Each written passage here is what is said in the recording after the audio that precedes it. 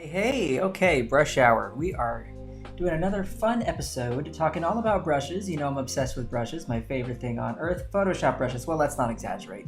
One of my favorite things, though, and I've been obsessed with them, as you know, for over a decade, making brushes for all of you out there and watching all the cool stuff that you make with them. So, in this mini series, we've been talking about some of the sets that maybe don't get as much love or people just don't even notice and don't know what to do with them. We're talking about things like the runny inker brushes, we're talking about the impressionist brushes, we're talking about the manga brushes, and so on. Today, we're going to take a look at my beloved Rake brushes. Why do I say that? My beloved. I mean, I love them, okay? I know some other folks out there love them too, but maybe not enough. And so today I want to talk about what they're good for, but also, I just want to show them off and say to you guys, what do you think you could make with these? All right, we'll look at some comments in the chat, might have some ideas, and maybe towards the end of the show, we'll just do a little drawing. Who knows, okay? So, speaking of the chat, if you're watching this on YouTube or Twitter, I just want to point out that I am following the live chat over on Behance. Now, if you want to get there, it's be.net/live. That's the short, easy URL for you to remember. Be, like to be or not to be, .net/live. Didn't think we'd be quoting Shakespeare here today, did we? Not on Brush Hour. Let's say hi to some folks here. We have Sam, Bliss, Bernadette, and Lizette. Hey, I didn't mean for that to rhyme, but it did. Benoit. And Steven is here. What's up? Sam, Viola, and Sean, and Gareth, and Michelle. Michelle, ma belle, sont les mots qui vont très bien ensemble. Any Beatles fans out there? What's up, Tate?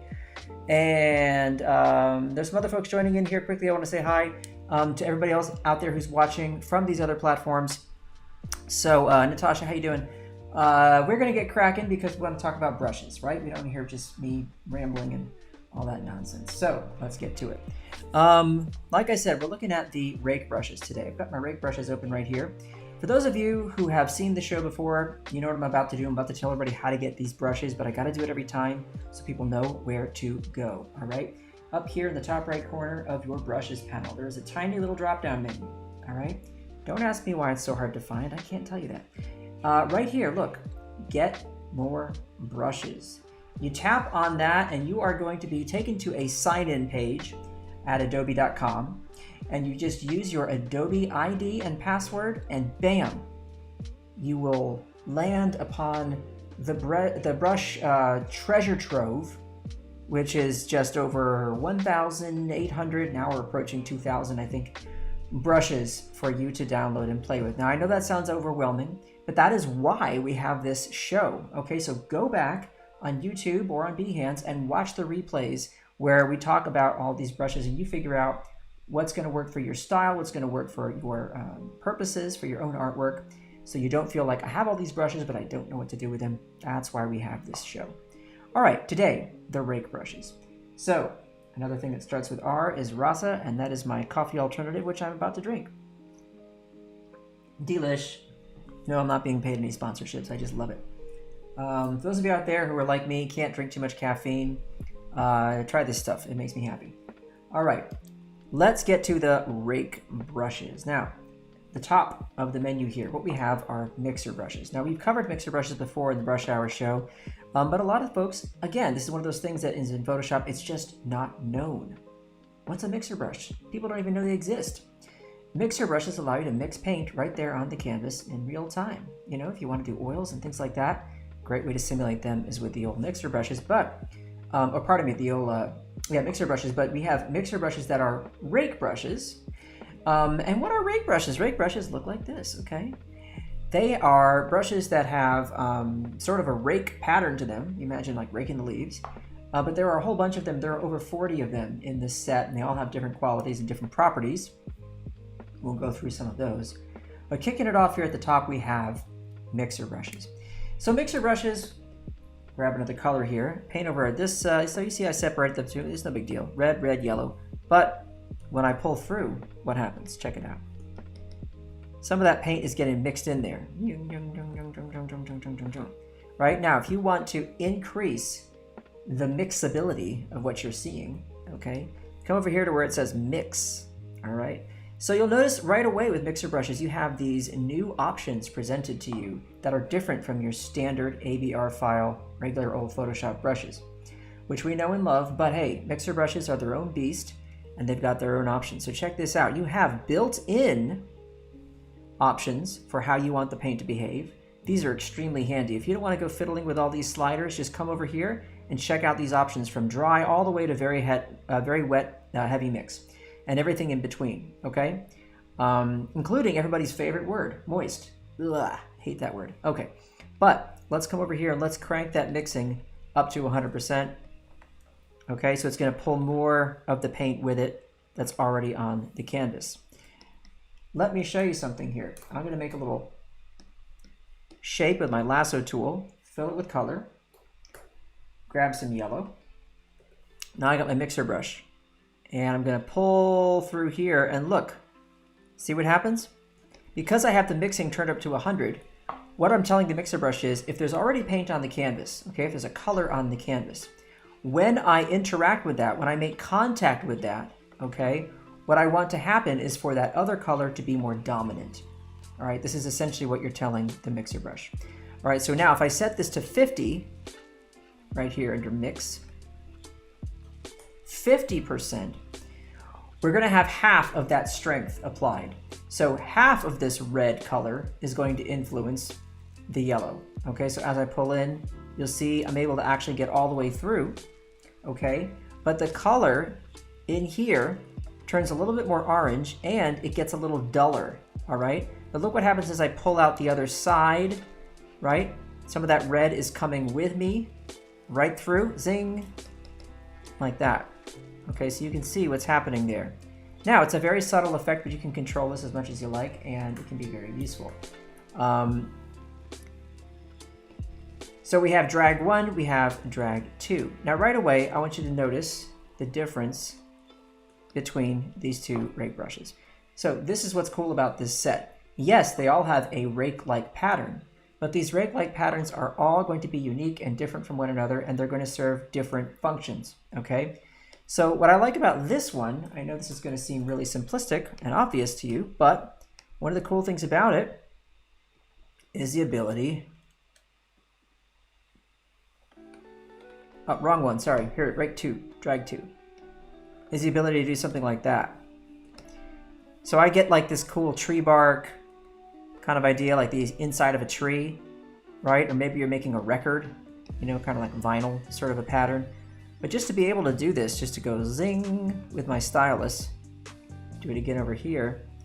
Maybe I make some tires for a cool car, right? Come on down here and snag this little brush. And just complete that. Maybe you're doing a little kid's book, okay? A little picture book action. And you want to grab something like, let's get some watercolor, something with some texture here. I got some nice textures in here with the winter set as well. Maybe Frosty, or I think actually I'll bounce over to, let's see, spring, where's spring 2020? I think I have that. Or 2019's got some nice ones too. Grab this Atlas brush. And just kind of fill in the body of a car here. Just like that. And then take your lasso tool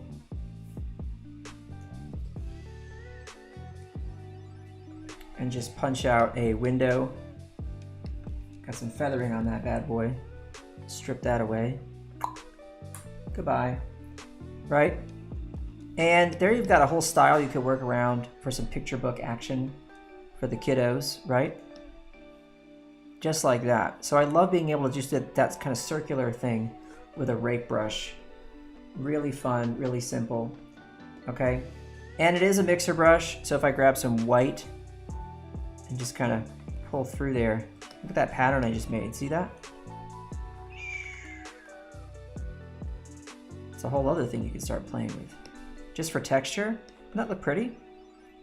And the mixer brush is making that possible, right? So come back over here and just kind of go around in another circle and make these almost got like a sort of the feeling of taking some cardboard and dragging it through some wet paint, if you've ever done that. Something I used to do in college when I was experimenting with textures and things.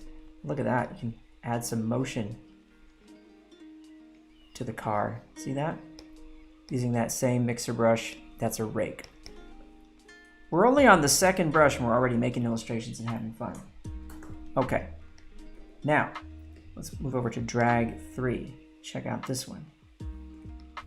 And I should put these next to each other so you can see how they look. Drag 1. Right? So different spacing, different sizes, right? You mix these up, mix and match. Start to do something like this. These do respond to pressure, by the way. I should point this out. So with light pressure, right, with, for example, the drag 2, look at this. Light pressure, I can make just a very faint mark on the canvas, like that. I'm going to take this and I'm going to make a few more marks here. And what I'm doing is I'm going to build up a sort of city skyline, okay?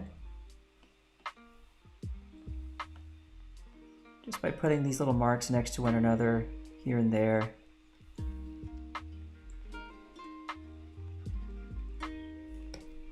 So you can do this kind of thing here, and then you can grab your rectangular marquee tool, right? And you can just start cutting out little bits here and there. Look at that, that's such a neat pattern that we can create for a skyline, right? Imagine that in the background, again, of like a kid's picture book or something like that. And then you just go for that same brush we were using before. You want to add some tone over the top of some of that, knock it back a little bit, right? And I do apologize for the sound of my my stylus on my Wacom Cintiq here. I use the felt nibs and I let them get worn down until they are just a total mess. And then when I draw with them, they make these funny sounds. They're really noisy. Hey, just the way it is. Sorry. So you're going to hear those squeaky sounds in the background. I'm just going to kind of blend some of this together. See that? All right, let me take it all and we just throw a little horizon line there. Shrink that down, skinny it up. There's part of our little cityscape in the background using the rake brushes. Really cool style to work with right there. See that? That is fun. You can imagine doing things like construction work and scaffolding and all kinds of things. Pretty fun. Yeah, I'll show you quickly what this looks like. I don't know if you'll be able to see how beat up it is, but let's see if you can see this. Can you see? Can't get my camera to focus on it there. See if it focuses on it. But these soft nibs, if you're not familiar with them, they're felt. They're called felt nibs. And what I love about them is they, after you use them for a couple of weeks, you know, if you use them daily, the tips just get completely blown apart. And then you really do feel like you're drawing with a really soft kind of a tool, like a felt tip pen kind of that's been used a lot. I think that's the closest thing I compare it to. And it just doesn't have that feeling of plastic on glass, which I just, you know, I don't like it. And this really makes a big difference. So try these out if you're a Wacom owner. Make sure that if you're going to get replacement nibs, you get nibs for the right model pen you have, because they do sell different kinds. You don't want to get the wrong nib and then it not be able to fit the tip of your pen, right? That would be no fun. Alrighty, so moving on down. We have these multicolor ones. They're called drag multicolor. Now the way these work is, if I put some color down here, okay, and hold down my Option key. My Option key is going to temporarily call up my eyedropper tool. Because these are mixer brushes, and we have up here in this corner the idea that loading solid colors is not going to happen, okay, that's not checked, it's turned off, it means I can sample from anywhere in the canvas and draw with those multiple colors. See that? So I'm tapping here with the Option key held down, and check that out. Now that is fun. Am I right? Let's see. Great for abstract painting is a comment I'm seeing here. Ah, yeah, totally agree. Have I tried rooibos? I have, but you know, Stephen, what I love about this rasa is that it's just totally full of herbs and things that are good for your bod. So Stephen says, I realized I'd never seen a real world rake brush. Oh, sure. You know, a lot of my tools are inspired by, of course, real world natural media tools that I've used as an artiste over the years. So Tate says, could you explain how to tweak the animator pencil tilt effect? How to tone down this tilt effect? Yeah. Tate, if you want to do that, open up your Wacom preferences. You don't want to mess around with the brush itself. That's not necessary. Open up your Wacom preferences and make sure the tilt settings are set to normal, or adjust that slider. There are 3 different settings. So open up the pen tilt settings in your Wacom settings, and you can play with it there.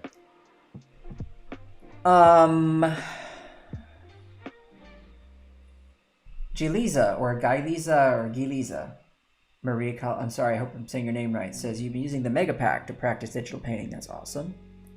How much of this is doable in fresco, says John? All of it is the answer, John. All of it.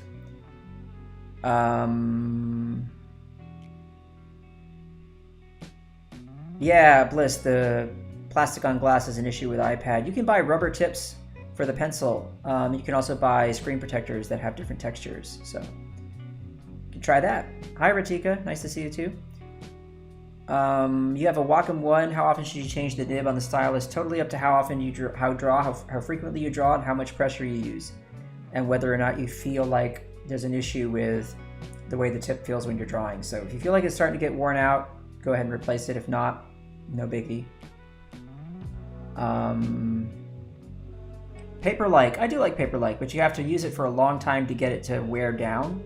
That's the only issue. So make sure if you're going to use paper-like, you got to really like draw a lot to kind of get the surface down. You could use a little bit of sandpaper if you want on it, if you're careful, to sort of wear it down a little bit so it's not so much texture and so much resistance. Hope that helps. Right. So what we were just looking at here is this ability to use multiple colors when you paint by holding down the Option key and selecting any area of the canvas, as long as for your mixer brushes you have load solid colors only turned off. Okay, this is a pretty nifty feature. Now in fresco, what you'd be doing is you'd be using the old multicolor eyedropper, and you use your touch modifier. You just hold it down at any point while you're going to also use another finger to touch on the canvas, and instead of calling up the regular eyedropper, it's going to automatically select multiple colors from the canvas. Very cool. So that can be done as well. All right, so that is one of our multicolor options. We have another one here. Okay. And I'll go ahead and sample an area of the canvas. You'll see we're doing the same thing. And we have the mixing turned up to only 4%. Remember what you can do. You can adjust to different numbers, right? And if you go ahead and pull it up to 100, as I've explained before, it's going to just pick up whatever's on the canvas and run with that. Okay? All right, so there are several of those. Okay, just a quick look at the patterns you're going to get. See that? They're all different. And now we get into the regular Photoshop brush, so not mixer brushes, okay? The classic. And we're starting with the big basic no flow. What this means with no flow is no matter how much pressure I use, I'm always going to get a nice even application of color. Okay, so this means that I can press hard, I can press soft, it's always going to be consistent. So there are times when you're going to want that consistency. Let's say you want to make some lines for something. So you want to draw across the canvas, and then you want to line it up and do it again. Whoops, I held down the shift key too long. You know, and this is something that you're just going to keep doing over and over again. You don't want to worry about pressure influencing the size, the diameter of the brush, or the opacity, or the texture, any of those things. So this brush is going to have you covered with that kind of stuff. Remember, you can always resize any brush by holding down the left or right bracket keys, okay? And just to remind everybody what the bracket keys are, they look like this on your keyboard, right? Those are your bracket keys. So left bracket key means make the brush smaller. Right bracket key means make the brush bigger. Alrighty? Alrighty. Back to the rakes. This is a cool one. This is Rake Break, it's called. By the way, I'm zoomed out quite a bit here, so let me zoom in so you can see the full size of this brush. So this one has a nice gritty texture to it. What's cool about these is you can do this, look. You can sort of do a scrubbing action, and you're still going to get that rake pattern, but I'm varying the direction slightly here and there, right? So for building up a very specific kind of texture that still has some directional movement to it, right? This is the kind of thing that this brush is really handy for. And you can imagine how this could come into play, for example, with something like this. Let's do something like this.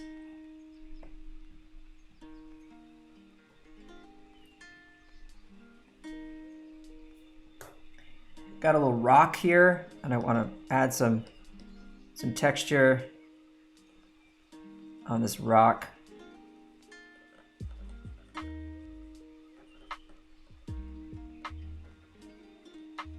Like this.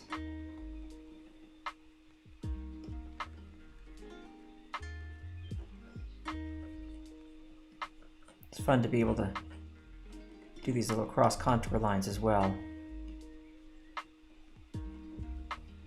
Have to go really, really lightly and just add a little bit of grit there, and then go with heavier pressure. I can go all the way to solid color.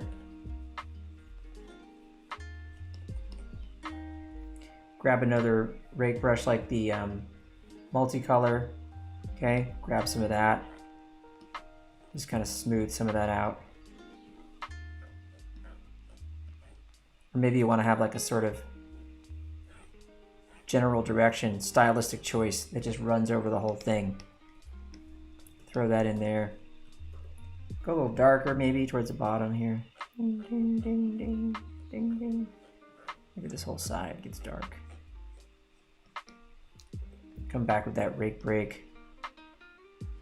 I like doing this. I like working back and forth. This is a really good way to work, folks, is to just build up some interesting surface texture, come back and do the whole thing all over again, so that whatever you're painting on top of already has some action, some cool stuff going on, right? I can go for like a highlight now.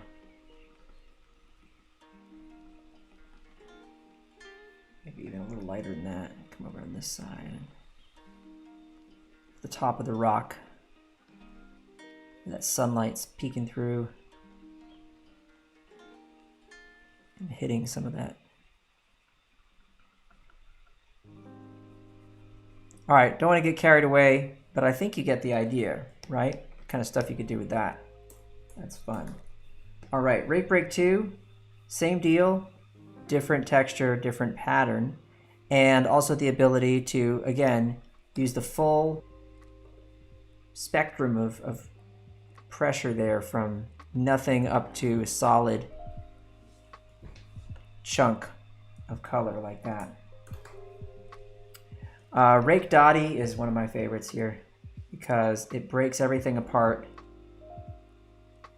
like that in little sections. And I find that this is just great for nature stuff, and you might wonder why and how.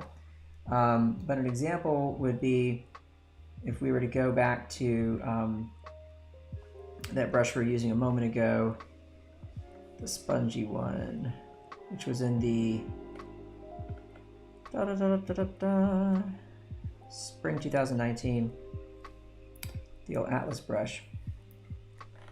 So let's say that I have like a tree that I'm painting here. And this is my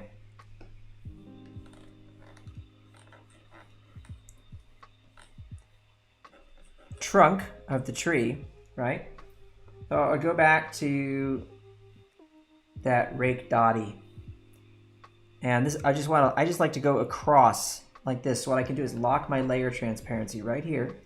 Locking your layer transparency means you can only paint inside of the shape you've already painted on that layer. You can only paint on the pixels that are already active. Whatever part of the canvas has some pixels that you've put it on that layer, you can edit those, but you can't edit anything else.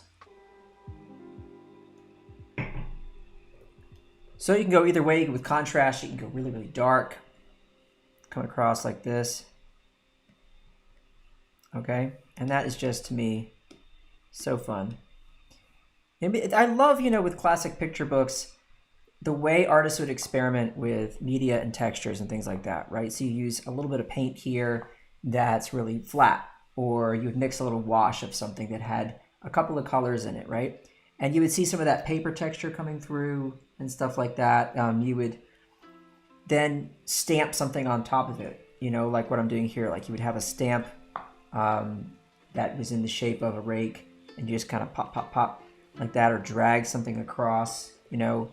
I love, love, love experimenting with texture like that. And maybe over here, you know, you just do some lighter ones like that. It's just so cool to be able to do that. And then you can grab some of these colors, these interior colors, and then you go ahead and get some of your other branches in, you know? To me, that's just one of the greatest things.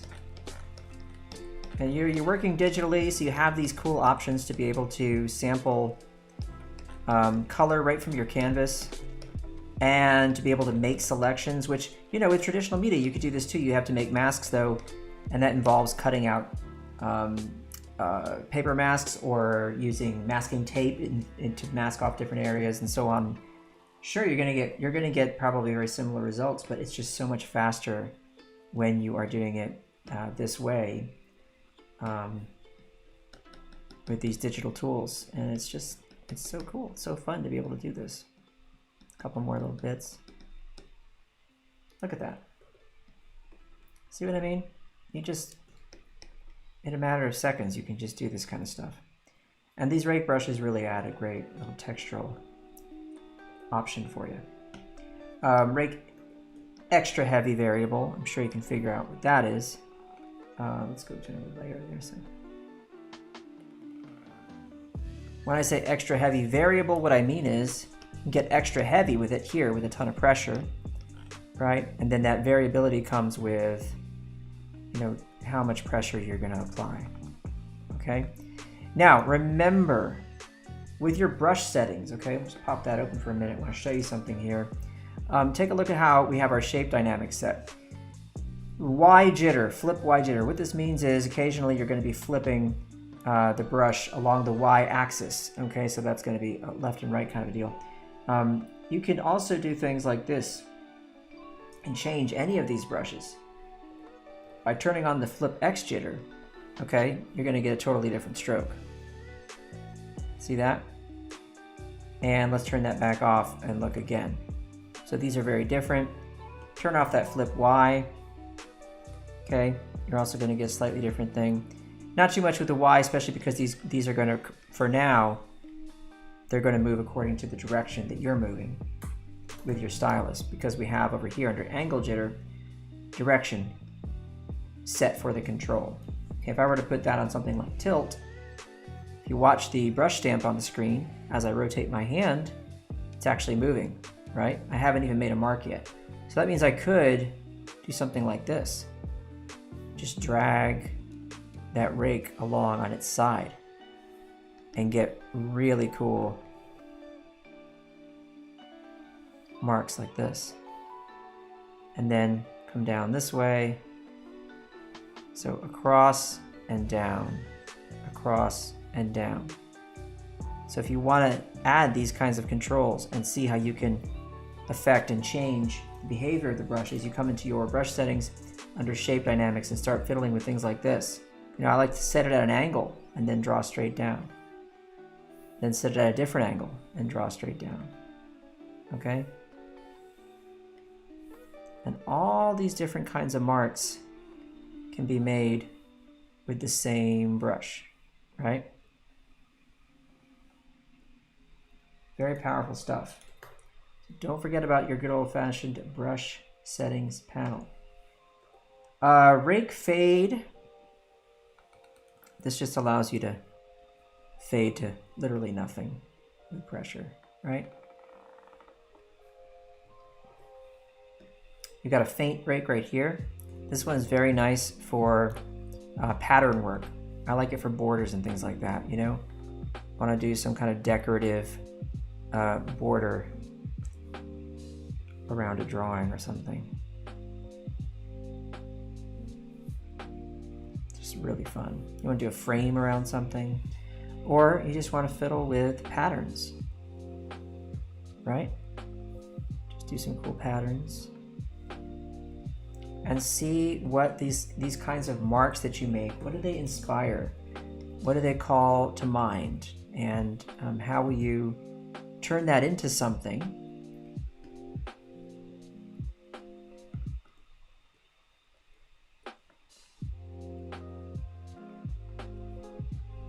back to that rake fade.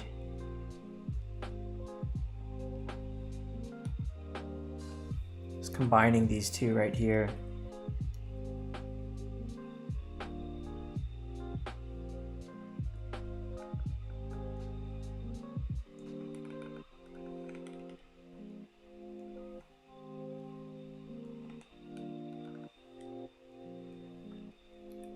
Watch what happens as I experiment and play,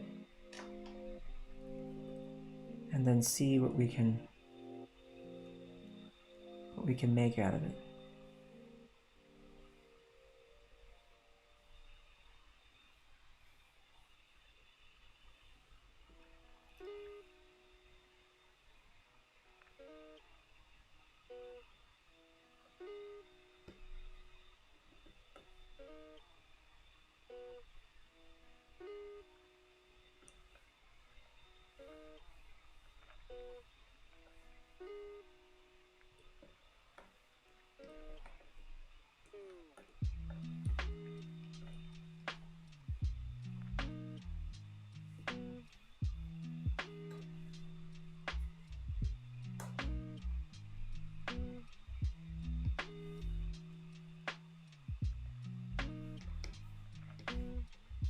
It's fun to cut away too, you know, cutting away. I just love lasso tool. I love being able to just instantly shape something. It's very sculptural, you know, to be able to do that. It's so cool. Grab some white, use one of these drag mixers, make that a little smaller. Come in here and just kind of like blend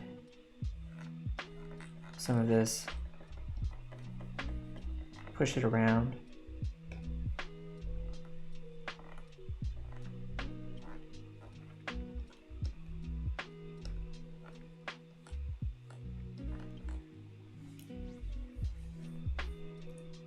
I like that.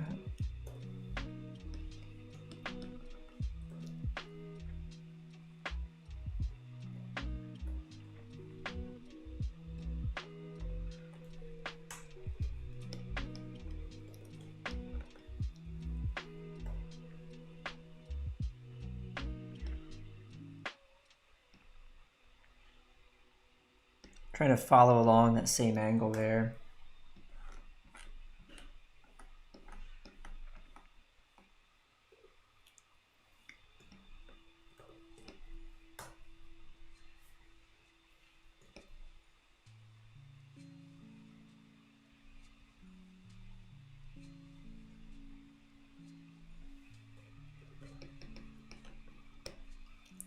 And here we have some guy. I don't know.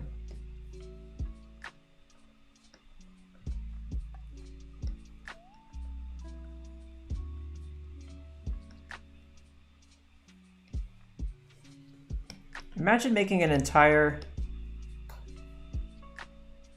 book or series of editorial illustrations or something in a style like this, and just how unique that would be, and how you could own this. This could be a look that would be a distinguished kind of approach to solving something with figures, right? I don't know.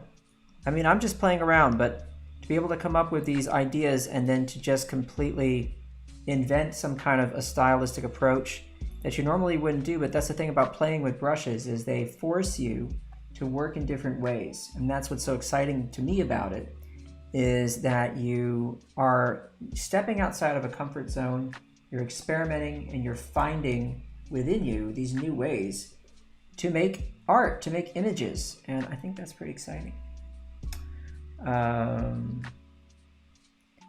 Is it possible to save the settings and use them in a different project? For brushes, yes, of course, Mercurial, yes, you can do that. Whatever brush I have, I just click on this little guy, create new brush, give it another name, and say okay. Okay, so whatever settings I've made, you're in good shape there. Okay. You can't find the Spring 2019 brushes in the Add Brushes panel. They should be, I think they're actually called Spring 2020, if I'm not mistaken. I think I had, or no, the Spring 2019 brushes I think were relabeled to Summer 2019, something like that. Like they were good, or they might have been Winter 2019. My own labels don't always wind up being what the actual title is for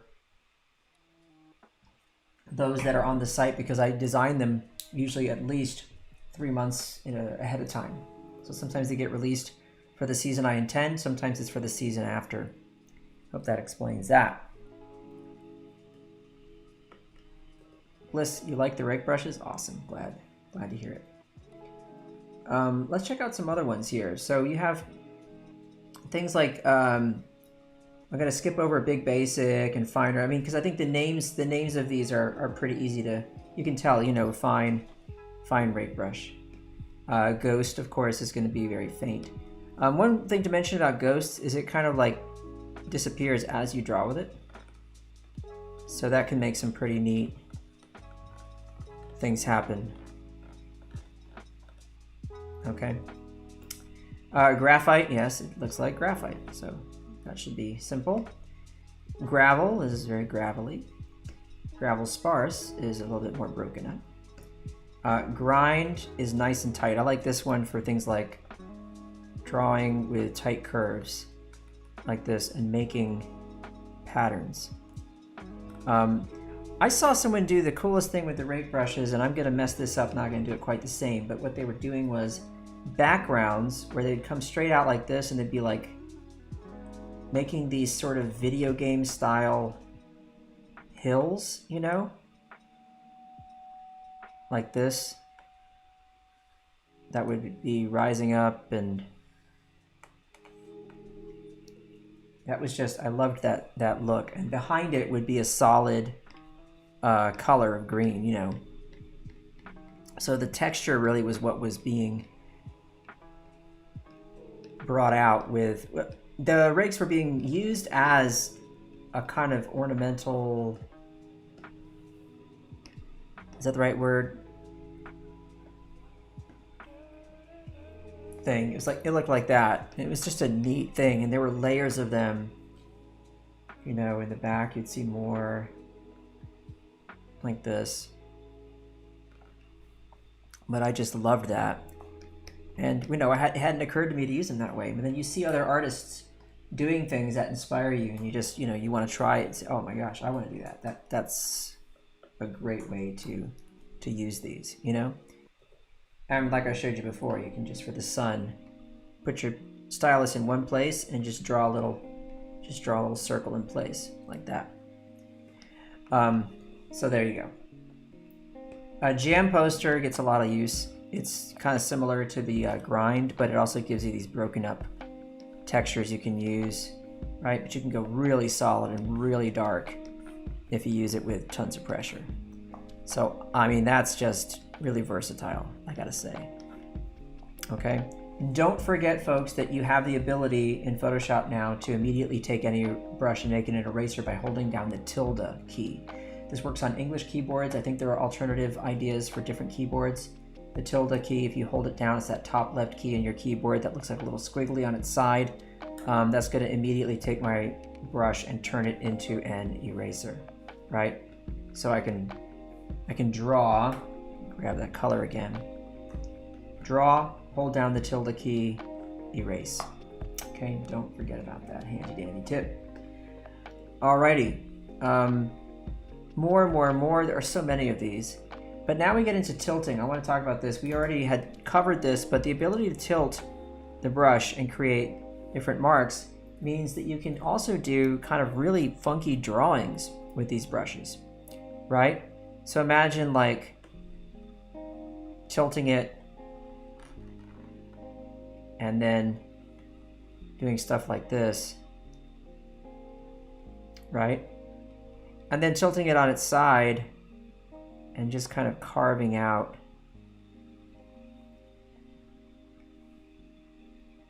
a silhouette of a face, you know? Go really faint here and fill that in. Pretty neat to be able to do that. So that can be a whole other thing you could play with and experiment with, playing with the tilt.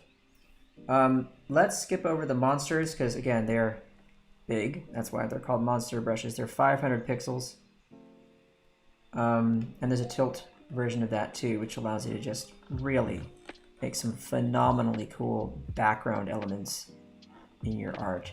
So if you're looking for a quick and easy way to add some really beautiful pattern work, right, to an illustration, look at that. Just grab one of these monster tilt brushes and you can do stuff like this. So these are really fun, the pressure brushes.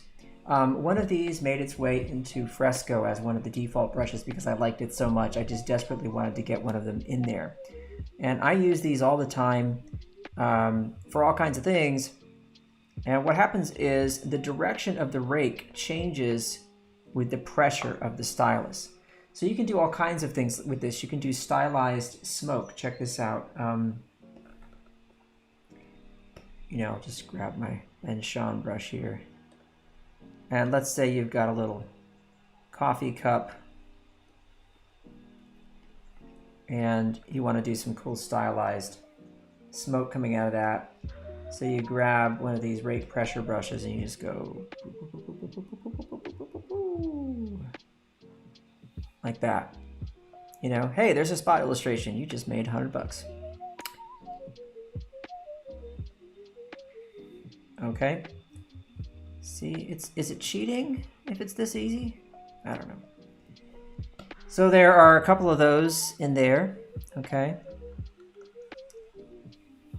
Really fun. Try it for painting someone's hair too. If someone's got kind of curly or wavy hair, you can do some neat stuff. And another thing I've done with these is I've done water, you know, like wavy water in a really stylized way. Got my body of water here. And I'll grab a nice rake pressure brush and just drag it across, make these patterns on the surface like that. It's so fun, so easy, so quick, and so pretty, right? There you go. Maybe you do map illustrations. You want to add a little punch to those areas of blue that you're using for the water in the maps, the ocean surrounding the landmass. Go ahead and grab one of the rake pressure brushes. Make that happen. Yeah, you got more, of course. You got skinny. That's a useful one. All right, smack. Small chunky does what you want, small chunky. And it's particularly useful for some really nice heavy cross hatching, right? Grab this and start cross hatching. Everybody loves a good cross hatch. Okay, see that? Oh, it makes it so easy. I like doing stuff like this, you know, you go ahead and grab your lasso tool.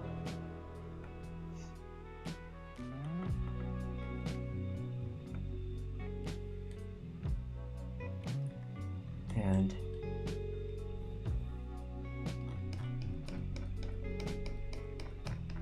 make these short little marks like that. And then go back to nice little inker.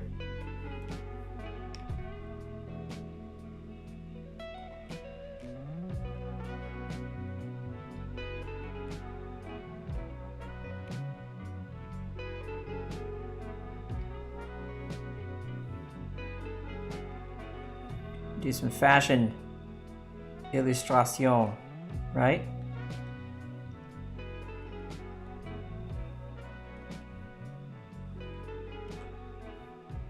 Maybe grab another one of those rakes that have some more texture, like the variant.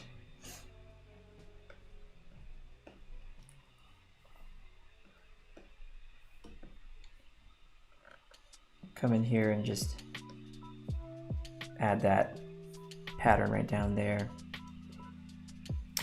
And remember how earlier we were making some texture? So we had the rake break, right? Make that a little smaller and just come in here. You need to draw on her face. There you go. And just kind of come in here and mess with that. And that's something you can do as well. So much to play with here. And I want you guys to do this. And this is one of the things that this show should hopefully inspire you to do is to play. I want you to play around. You know, it's really silly to get stuck in one way of working with art, because the great thing is there are so many tools to experiment with, right, in the physical world. Why should that not be the case with digital? You shouldn't feel like, oh, I've got a round brush, I'm good to go. Oh, and you know what makes me crazy is these comments online where people say the brush doesn't matter. It's not that simple, folks. I know what you're trying to say. You're trying to say is that the brush is not going to give you skill. A brush is not going to give you the ability to paint a certain way better than anyone else, blah, blah, blah. No, but what a brush can do is it can open up the door to expressive mark making that will push you in a new direction. And that is important. That is important. Okay? Right? Alrighty. Kyle, stop preaching about stuff. I know you like brushes. That's a nice one, right? Look at this. Look at that. What can you do with that? There's got to be something you can do with that, right? Tilt it at an angle and do this. You gonna do that with a round brush? Of course not. I'm just going back and forth. Maybe I just change the direction, come back up that way. Who knows? I mean, even just a pattern like this is so interesting. I want to see that on something, you know?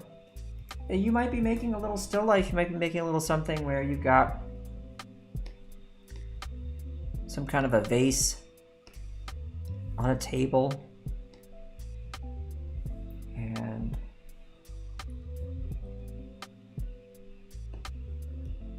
you say, I gotta punch it up. I gotta make something happen.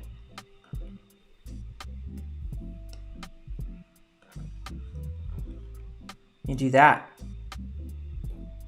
all of a sudden, that's a cool shape. That's a cool graphic shape, but it's also got a pattern to it now. You're punching up your art. You're punching it up. You're making it do something. Okay? Grab that blue. Now something's happening, right? That is a far more interesting vase sitting on a table than it was a moment ago. Because we just, you know, gave it a little life, if you like.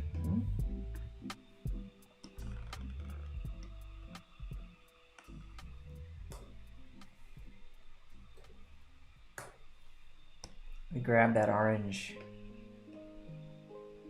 We go darker. Lock the transparency. And we just go in a circle like that.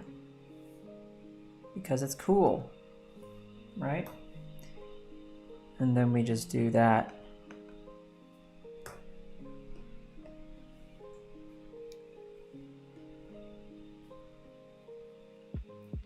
We go lighter. Push towards yellow. We do that. See, we're starting to make images here, okay? And we're designing a language around what the brushes can and can't do. Limitations matter too, right?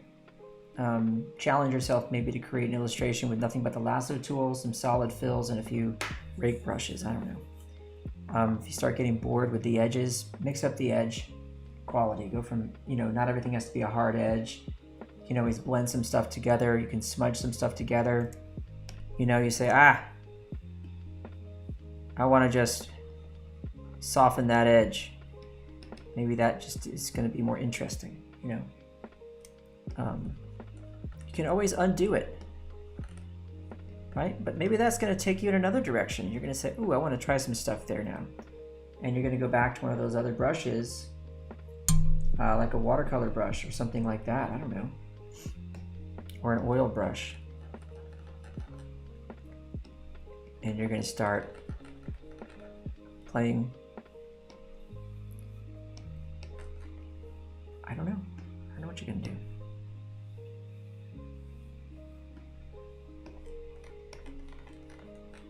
But whatever you do, it's going to help you grow. You're going to be building towards something in the end. Even something that's a total failure, right? It doesn't matter. You're going to be building towards something. Alrighty, so we pretty much looked through most of the rakes. You know, you've got the tilts and the tilt variables. A few more variants. You do have this was a popular one, the vinyl brush. And again, that's like, you know, do some record stuff with that. That's a nice one. You got a wide brush, wide with light flow. Okay. Gosh, pretty much anything you want, it's here. Okay. So, you know, mess around, play, see what you can do. And that's it, folks. Those are the rake brushes. Some of my faves. Hope you're going to bust them out and play around with them, see what you can do with them. I hope I gave you some good examples, some good ideas today. The main thing is that they can be used for texture, they can be used for decoration, they can be used for actual drawing, they can be used for patterns, they can be used for pretty much anything that makes up an illustration or a design. Don't just think about them for drawing. Think about if you're a graphic designer and you want to add a little texture, a little interest, a little visual punch somewhere, grab a rake brush and just run it through into a shape, into a background, into some element of a layout, packaging. You know, it's the side of, maybe you got a box. You're designing something. You've got this section of a label or the side of a box. I mean, it's as simple as what we did a moment ago, where the side of the box could just have a pattern on it, right? And then right here you've got their little logo with some text in there, you know? Beep. I don't know. Figure it out. you're creative. Thanks very much for watching Brush Hour. I'll be back on Wednesday for the Draw Along show at 5:30 p.m. Eastern, 2:30 Pacific. Follow that up with another one on Thursday, and Friday will be Illustration Masterclass. I hope you all can join me for that, 4 p.m. Eastern. Everybody take care of yourselves, take care of each other, and I will say ciao for now.